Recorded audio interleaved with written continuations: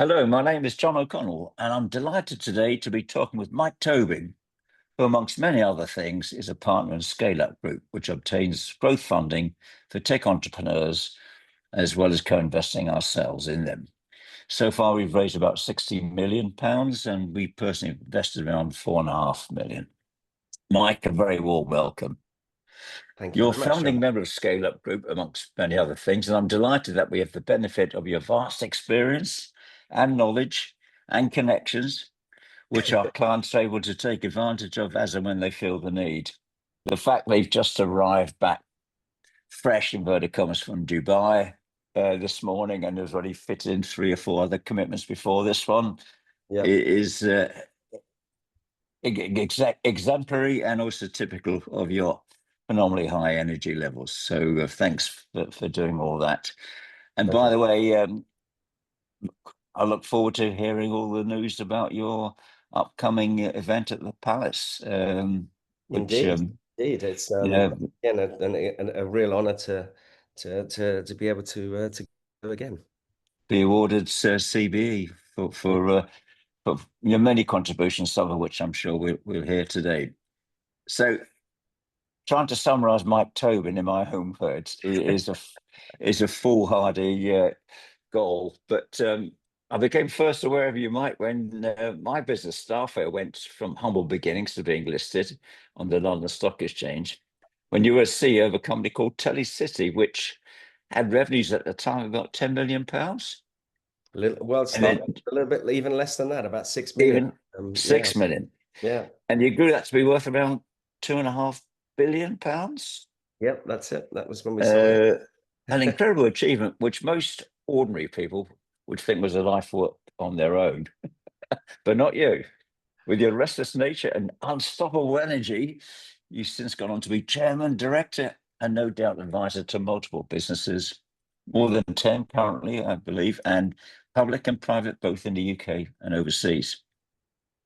In addition, you're an author of several books. I'm proud to have written the foreword for one of them, You as have. well as performing various hair-raising exploits for charity, such as running 40 marathons in 40 days. I repeat, 40 marathons in 40 days, trekking to the South Pole, which of course you recognize, and hence, amongst other things, for charity, your CBE, which is imminent.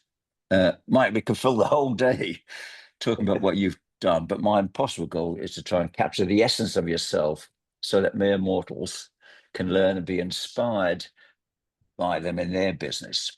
So, in other Sounds words, I'd like to distill: one, what it is about yourself which has driven you; two, what lessons you've learned; and three, what would you like to pass on to our audience? good. Simple, simple. Over to Well, you, Mike. well, blimey, yeah. So first of all, what drives me? I think I've got a bit of kind of imposter syndrome.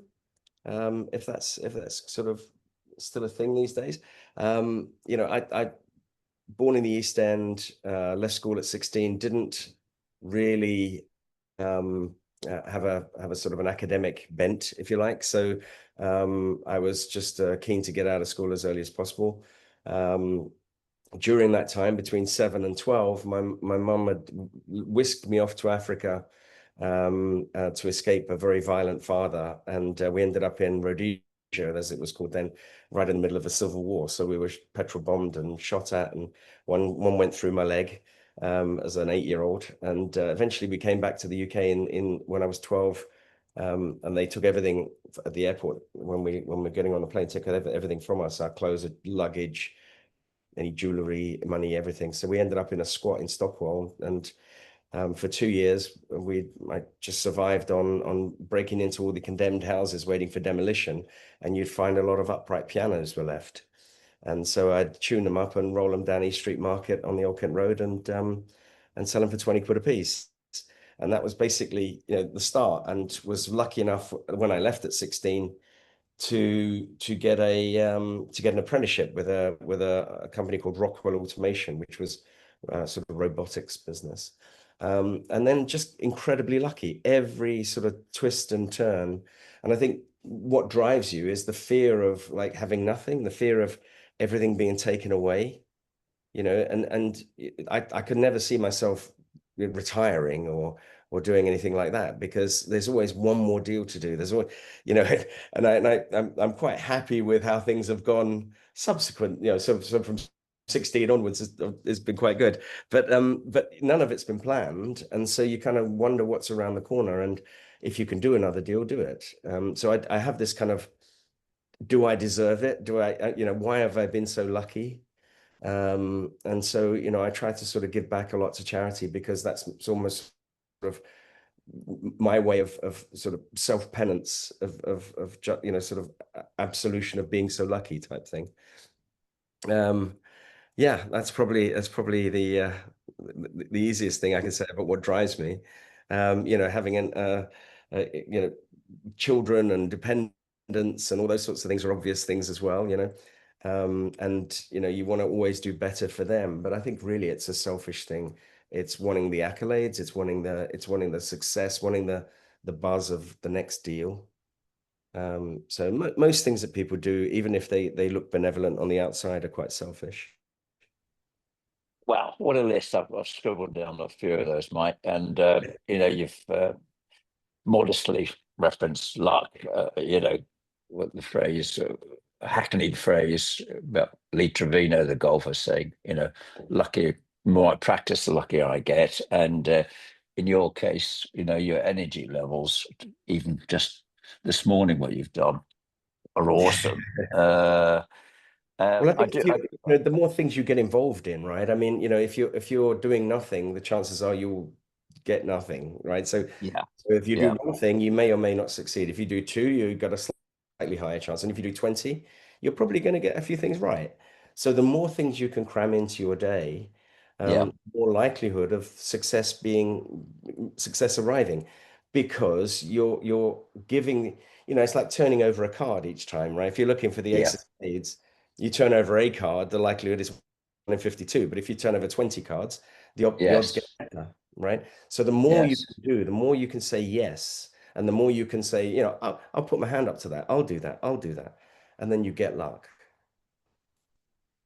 Energy, though, is required, and also, I guess, a willingness to learn and adapt. It. Um, the point you made about not retiring. My wife is fearful. The thought may ever enter my head that I might retire. Actually, so am I. It shows I'm somehow inadequate as a person. That I have to keep on proving myself. I think this point you make about, in my words, self-justification Yeah. is a very apt one. I think for many people like us with humble beginnings, you can't quite make out how has this your journey happened, and but clearly raw intelligence, which you've refined over the many years and made sophisticated, given your international aspect as well, which we ought to touch upon, is one of many, many factors. Lessons learned along the way. Well, I think you mentioned the international part there. So living in Zimbabwe, a bit of time in South Africa, a year or two in the States, 14 years in France, 3 years in Copenhagen, 3 years in Frankfurt. So what you get to learn in that is that people are very different, and yet people are always the same, Hmm. right? So surrounding yourself with fantastic people, right? And not being afraid to get someone that knows far. I mean, most people know far more than me, right? So it's a way of you know collectively bringing up the average. If you can just get the best possible people you can find around you, right? And then giving them the freedom to do their thing, right? And I always get surprised when the CEO sort of says to one of his sort of CXOs, whether that's a technical guy or a finance guy, and tries to tell them how to do it, right? It was, well, if you know how to do it better than him, and that's his job, then why do you need him? But generally, these people know more about their element than you do, so you should listen to them, and you should get the brightest and smartest people. And I also think I've never really recruited anyone on a CV. I've recruited on attitude, right? So I can teach a lot of things, or I can have people learn a lot of things, but I can't really teach them attitude. And one of my pet hates is when someone comes up with an idea in a collective environment, and the first thing you hear is the problem with that is.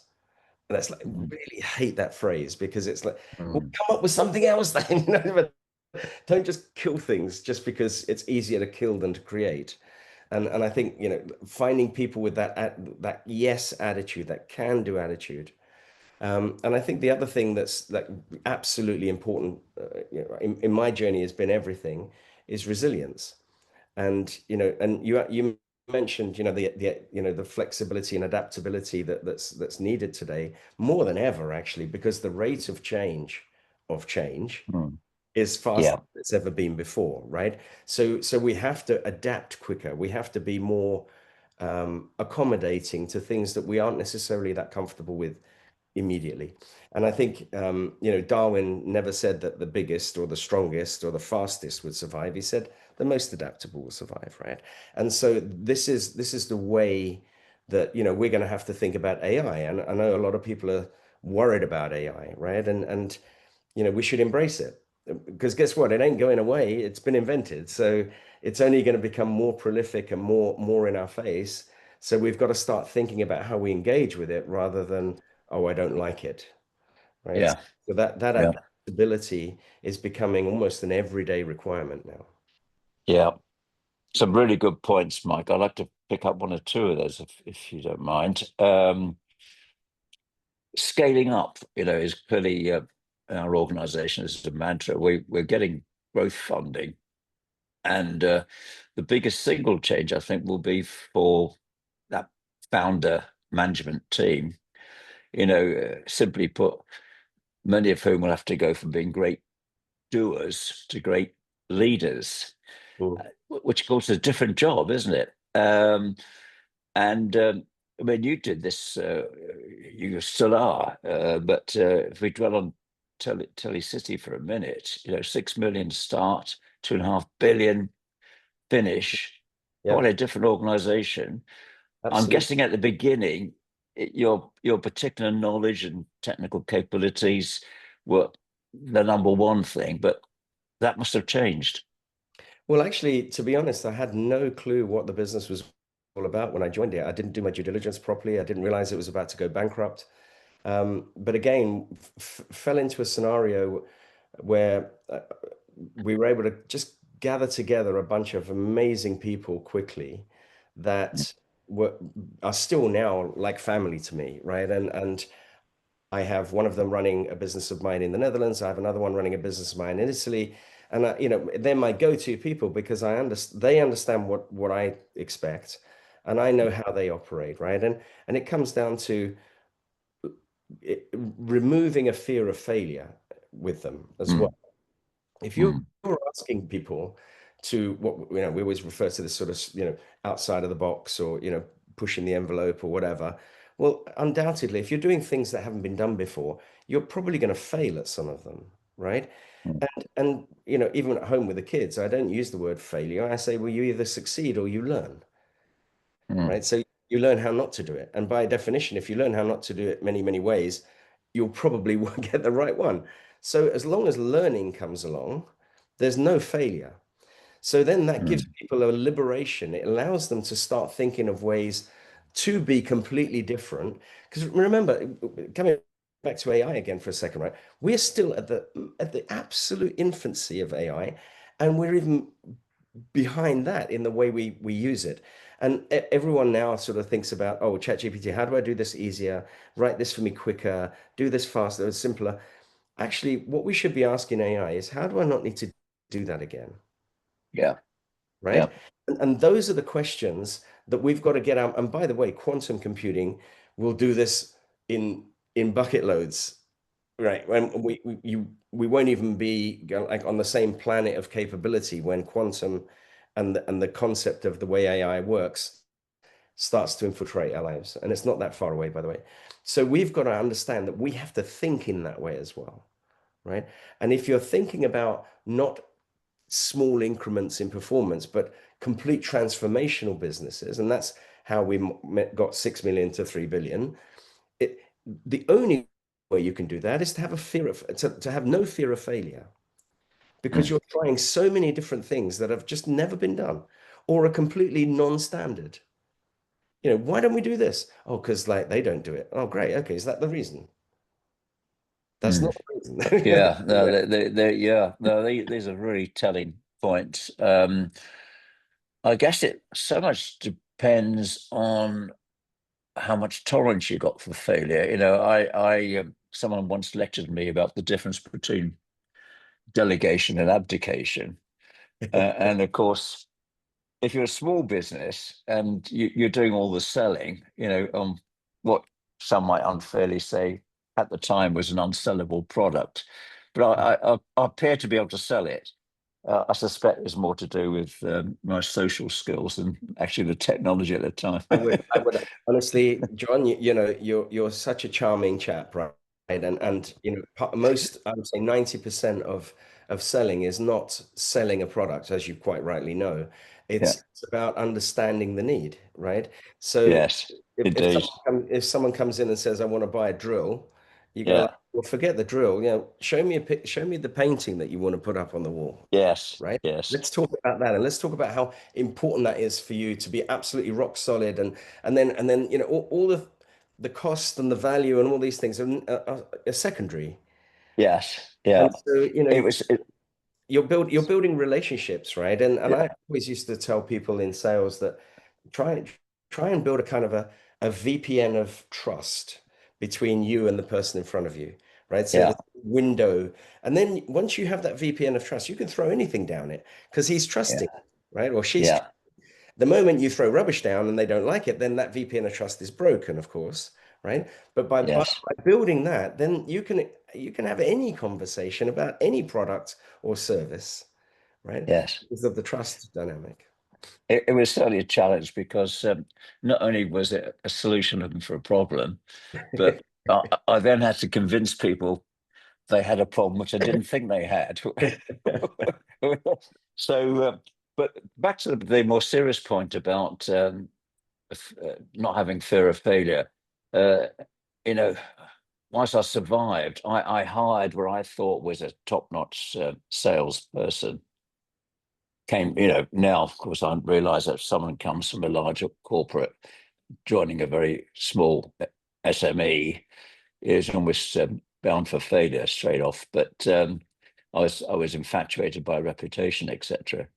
And the company nearly went broke because I didn't realise what was required to sell my product, and this person certainly didn't.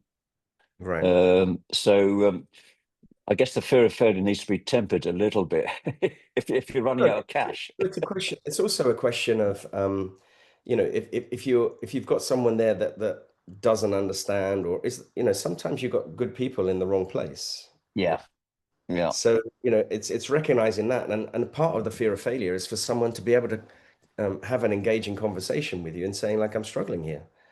yeah, That's also part of it, right? And people are afraid to say that to their superiors. yeah. That's true. Because of the fear of they're going to be, oh, you're stupid, and they say, like, what am I not getting? Can you help me here? Like, Yeah, how are you doing it? And I'm struggling. And what's working? And if you can have that confidence and that trust engagement, then you can quickly get to a performance that's better. I mean, but yeah. generally, the fear of failure is one of the things that stops us doing these things. In Forget Strategy, Get Results, one of my early books, I talk about when I merged Telecity in the early days with a competitor, to get some scale. I told the guys, my management team, that we're doing this, and of course, immediately they were all worried about, consolidation means job losses. Two people coming in the same, Mm, one of them's going to go, and so I couldn't get the concept into their minds that this is a good thing, right? So I took them up to Scotland, and if you go over the old Firth of Forth road bridge, the old one, and do a U-turn going north, you end up in this huge aquarium, absolutely enormous aquarium, and it's in the Firth, so it's probably 20 meters deep. It's absolutely huge, and when we pulled up, they thought it was I told them we were going to Edinburgh for a whiskey tasting, but we pulled up there, and they thought it was a sort of a comfort break. And I said, all right, two by two, get your wetsuits on, put your breathing apparatus on, right? And they were going like, what? And then they did. And then they flicked their legs over into this huge aquarium at the top. And then they saw the shark fins floating around in front of them, right? And they panicked a lot, but they all did it. They all went down to the seabed, and these sharks, huge sharks, were coming up to them. There were hammerheads, all sorts of real dangerous sharks, barely a foot away from them, no cage, no nets. And when they came out again, right? So I said to them, okay, how did you feel when you realized what you were about to do? And they said, I'm terrified. I couldn't believe it. I mean, where's HR? I hate you. And I said, how did you feel when you were down there and this was actually happening? And they said, well, it was really exciting. And it was like, wow, I was still a bit scared, but wow. And then how did you feel when you got out? And they said, life changing. I don't want to do it again, but boy, what a story. I've got, I've learned so much about myself. And I said, well, every time you look at a situation in the future, right? Think about that journey through it. First of all, you're probably over egging the fear dynamic, right? It's never going to be as bad because we always lay it on thick.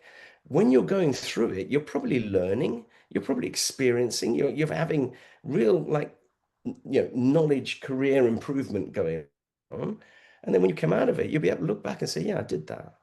Right. So this kind of concept of taking fear out of the equation early is Yeah. really important.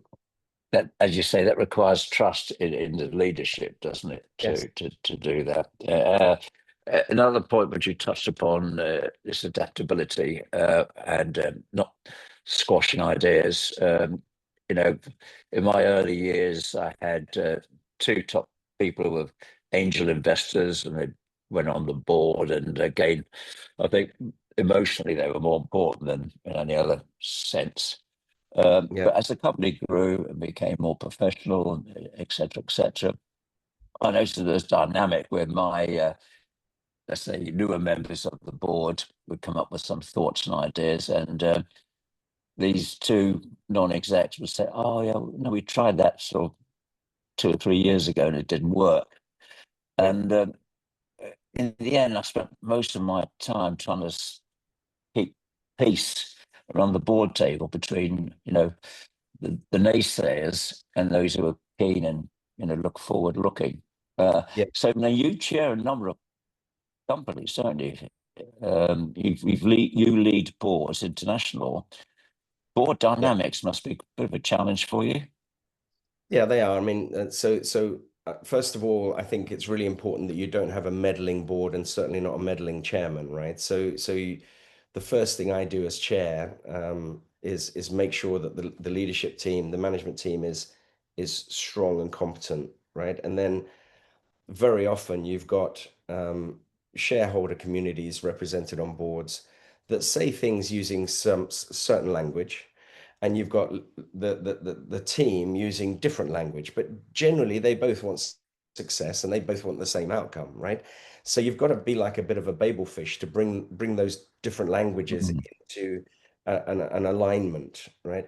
So the first point is make sure that your leadership team is competent, and if it isn't, move quickly to resolve that. Then you don't need to be a meddling chairman because you've got competence in there. And what I tend to do is every week I'll have a call with my CEO, and it won't be necessarily about the business. Sometimes it is, but it can also be about personal things. And then I'll bring in various members of the board of each of the companies where I feel that their expertise and their background can help that CEO, right? And then generally the board meetings themselves are quite simple things because all of the issues have been sort of massaged out by the time the board meeting comes. So you can then do a quick kind of backward looking reporting type of thing, which I don't particularly value, but it's good to get everyone on the same page of where the company is. But then you spend most of the time on kind of strategic discussions, right? So why can't we increase prices in this region? What would be the outcome if we tried to compete with XYZ in that new geography? You know, mm, is that product still fit for purpose? So all those sorts of mm. things, right? You can have that in a broader debate, and that's where the true value then happens to the management team, Yeah, because generally yeah, management teams have an immediate kind of a view of boards as a pain in the ass, right? You have to Yeah. report to Yeah. them every month. They want governance. They want, why don't they just let us go and do the thing? So they Yeah. don't value. So you've got to create an environment where management look forward to having some smart people in the room that have a slightly different perspective. And one of the things I like to do is encourage my CEOs to get a non-exec role if they can, right? Because it allows them to look from the other side at that relationship. Yeah. Yeah. And now go ahead. Sorry. Well, I've got Uh, a sort of half a dozen businesses in the States that I chair. I've got two in the Netherlands, two in Italy, 4 or 5 in the UK. And in all cases, the same basics, regardless of the different nationalities involved and the cultures, they're all largely the same challenges and the same things you just need to fix.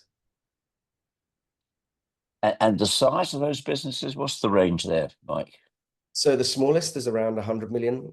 It's a UK listed company. I've got 2 listed companies in the UK, 100 million. And we're slowly working that through to a delist. And we've been progressively selling off elements of that over the last few years to make that happen. And the largest is 34 billion in the US. Well, well, And and everything in between. you're you're chair? Oh, I'm chairman, yeah. Yeah. wow. So that's listed, presumably. Listed business? It's not actually. It's owned by EQT. It's a company called Edge Connects.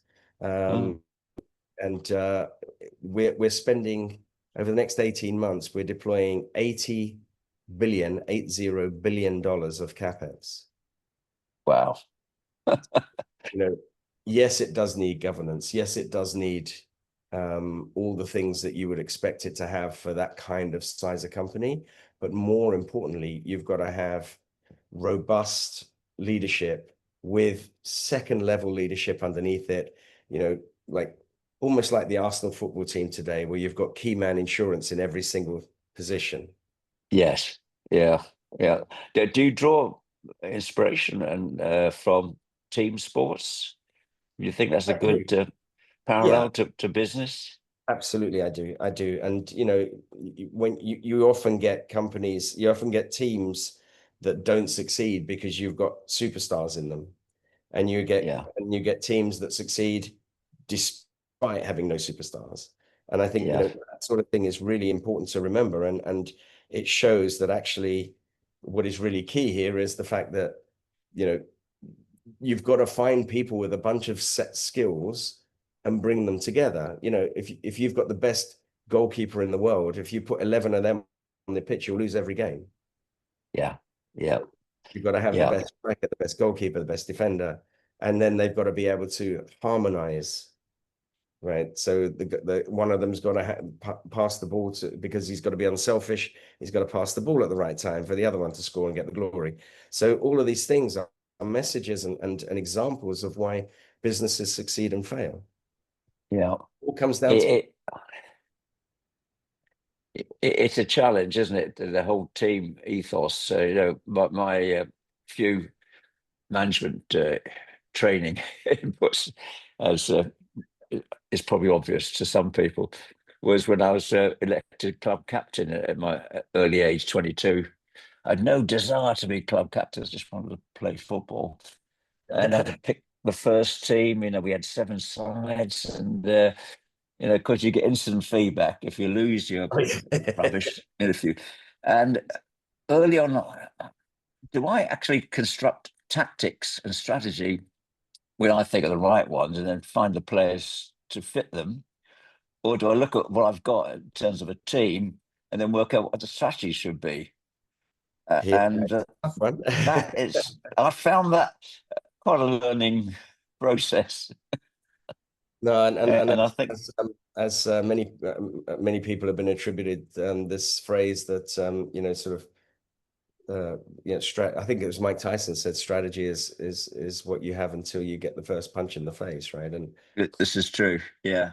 And Mike, we Jean-Paul could go on Sartre said forever here, but I'm conscious of your I was precious going to leave time. you with Jean-Paul Sartre said a simple thing. He said, in football, everything is complicated by the presence of the opposite team. Yes. Yeah. And that, you know, you can draw whatever you like on the whiteboard before the match, right? Yeah. But you don't tell the other side, so they go and do something that messes it up. And this is a perfect example of what business is, right? That Yes. which is why, you know, the whole concept of forget strategy, get results is a little bit tongue in cheek, but it comes back down to that adaptability, right? Yes. So Yeah. when, you know, building a 5-year business plan, you know, someone's going to come along and mess it up in 6 months, and then what are you going to do? Yeah. Yeah. Yeah. Yeah. Flexible. I've never seen COVID or similar anticipated in any plan, but I blame Excel for that. It's a columns problem, nothing. Yeah. The it's I think this is when you're moving from a small business to a larger business, then that team building becomes so vital. And the other thing for many founders, they don't know whether they can scale.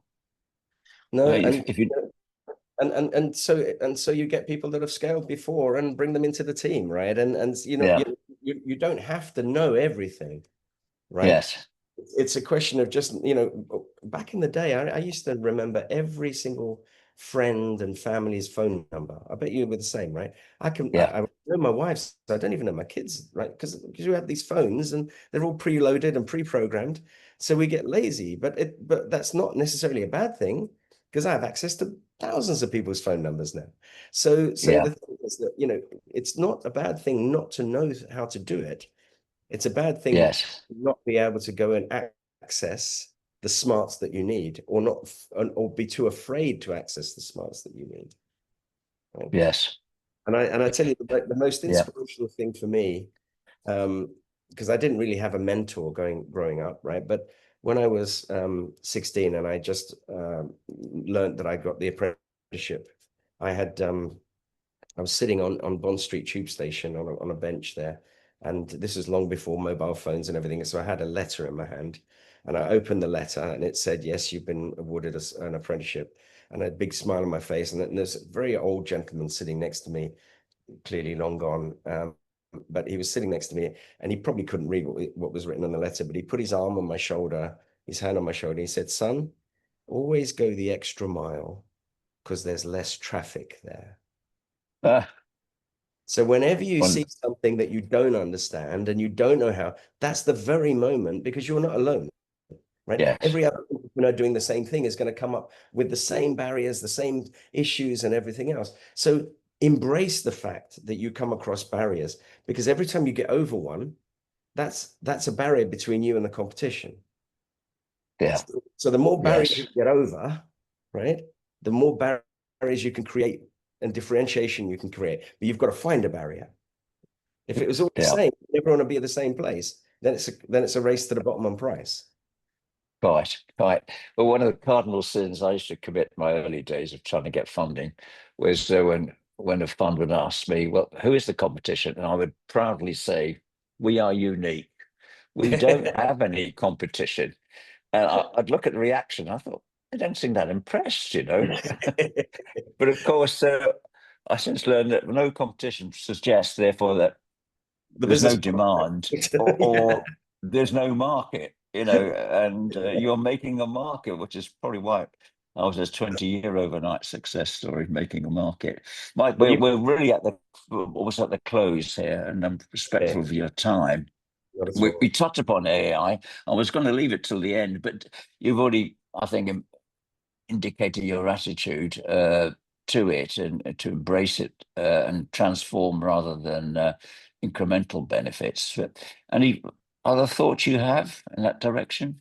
Well, look, I think again, you know, it's some people are afraid what it's going to do to jobs and things like that. I think in the short to medium term, AI doesn't replace jobs per se. I think people using AI will replace people not using AI. Okay, so I think there'll be less jobs required because the people doing those jobs will be much more efficient at them, right? Mm, And so you're going to end up with a sort of a, a mid-management issue of maybe some of those becoming redundant. Top senior level in the short to medium term, no. And the youngsters coming in, people fear about that, but actually that's not an issue because they are adaptable. They're growing up with it. They're the ones that are going to be using it naturally. It's the ones in the middle that are just struggling to get comfortable with it and wondering how do I use this and what is everyone talking about? They're the ones that are at risk, right? Mm, So I think there is the embracing of this is the savior of it. mm, yeah, yeah. But it's like Big, toothpaste. You can't pretend it doesn't exist anymore. You've squeezed the tube, can't get it back yeah, in, right? yeah, We've got to kind of use the toothpaste, right? So yeah, yeah. Yeah, you're either a surfer or a drowner, I guess. Well, Mike, we've already touched upon subjects which, frankly, we could do justice to more by spending a long, long time on them. But I think I don't want to stretch our listeners' attention span too much more. Absolutely delighted and very appreciative of the time and thoughts, and as always with you, some unique insights into it, and the energy levels, and self-justification, I guess, is two of the key things which I would take away. Adaptability, and also, of course, what I particularly liked was that some of your original team, Tully City, is still, you're very close to and employing. And this absolutely. is Absolutely. exactly my mantra with staffware. And only the other day we were having some celebratory birthday for some old geezer, and they said it was unique that they'd never recaptured that feeling of that team at that time. Which I thought was a bit sad in a way. Whilst I felt complimented, I thought it was a little bit sad. Yeah, I That think these are again, when we think about luck, the opportunity, and again, you can liken it to the Invincibles, or it's a moment in time where you just get that gel and the team just about right. Yeah, And, you because everyone then goes their separate ways. You can bring a few in because you're using them in different things, but to bring the entire team together again would almost be impossible. So, you know, yes, yes, and that is very difficult to replicate. But one yeah, thing. yeah, yeah. Important not to apply yesterday's solutions to today's problems. Huh? Yeah. Correct. Mike Tobin, awesome. And once again, many congratulations on your imminent CBE. And I wish you all the very best for the future, and continue to be an inspiration to so many people in our world. Thank you so much, Mike. Pleasure, John. Thank you. Thank you. Thank you.